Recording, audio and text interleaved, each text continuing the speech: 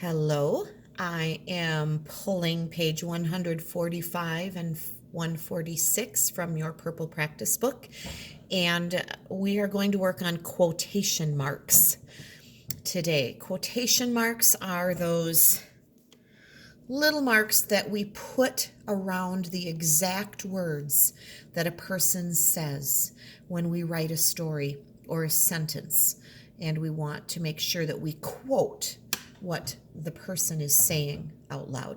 So we put quotation marks at the beginning and at the end of the exact word that someone says, and we'll be working on that this week. There are a few other little rules, such as putting a comma after who said it before what they said, and where to put the ending marks and things like that. So we'll be practicing those. Now, if we were together, I think I'd be having us write out at least some of these sentences, but because we're on video and this is going to get long, I'm going to go through this and put quotation marks in where they belong. I would like you to do this with me.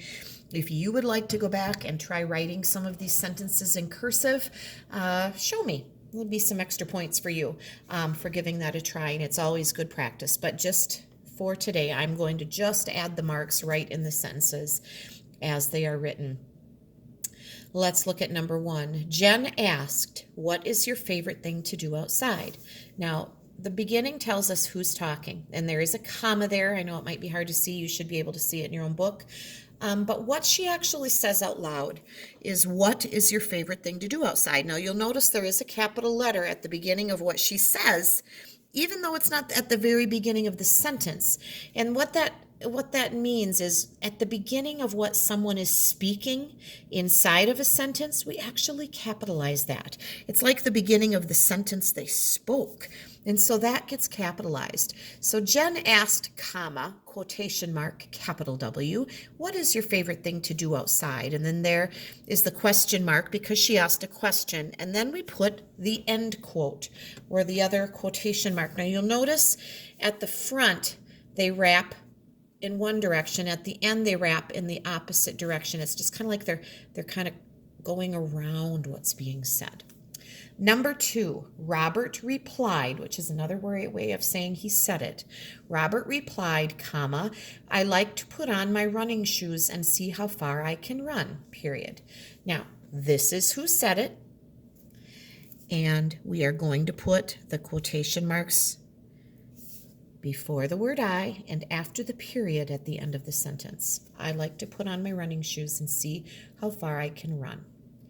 Quotations. Jen said, "I like running outside when it is sunny." Jen said it, and this is what she said. "I like running outside when it is sunny." And we'll put those quotation marks again, after the comma, after the period, just like that. Robert asked, "Have you ever been in a race?" He's speaking, but instead of saying Robert said, since it's a question, we use the word asked. Robert asked, "Have you ever been in a race?"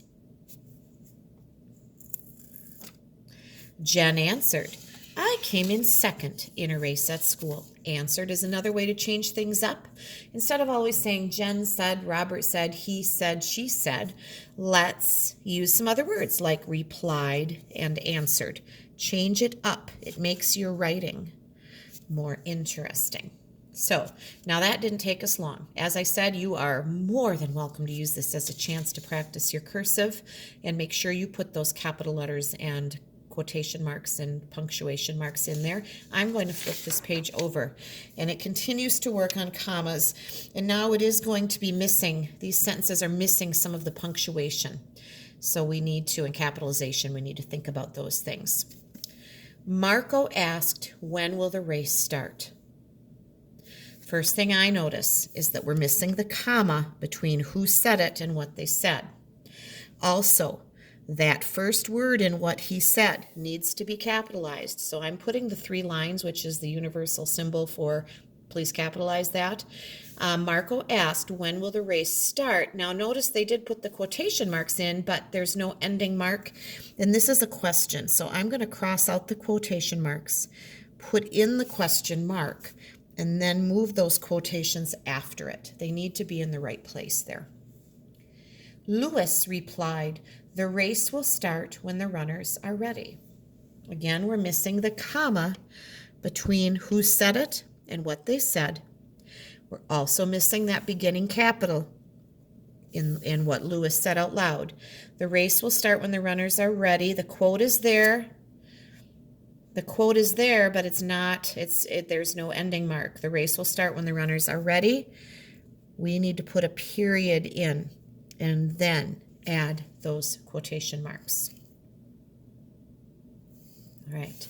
Marco exclaimed, "I can't wait for the race to begin." Exclaimed. Think about that, because when we get to the end, we need to make sure we pick the right punctuation mark. Marco exclaimed, comma. Ooh, they already have the word I capitalized there for us. "I can't wait for the race to begin." We have our quotes. We do not have our ending punctuation. Now, it's not asking a question, and it really is exclaiming something. Do you remember the exclamation point? I would put an exclamation point there because he's saying this with a lot of feeling if he's exclaiming it. So we're going to do that and move those quotations back where they should be. Lewis said the runners must work hard to get ready for the race. Comma after said. Capitalize the first word that Lewis speaks. And we're missing that ending mark again, aren't we? And in this case, a period is just fine. Move those quotations after it. And I hope you're paying attention to these details, because when we get to the end of the week test and we have a section on quotations, these little details are going to be important, all of these little things that we're working on. So you might even want to save this page to use as a study help, because it's going to remind you of the things that we worked on. Number 5, Lewis added, "They must run many miles every day." This should be getting easier. We're missing that comma after Lewis added. We must capitalize the first word in the sentence that he speaks. They must run many miles every day. Move those quotation marks out into after that ending mark there. Marco said, "I want to run in a race someday." Comma after Marco said. That is already capitalized, but I'm checking to make sure. And he said it. He didn't exclaim it or ask it, so we can put in our period and our quotation marks. As I said, hold on to this page and use it to look at again. I'll try to remind you of that in my instructions.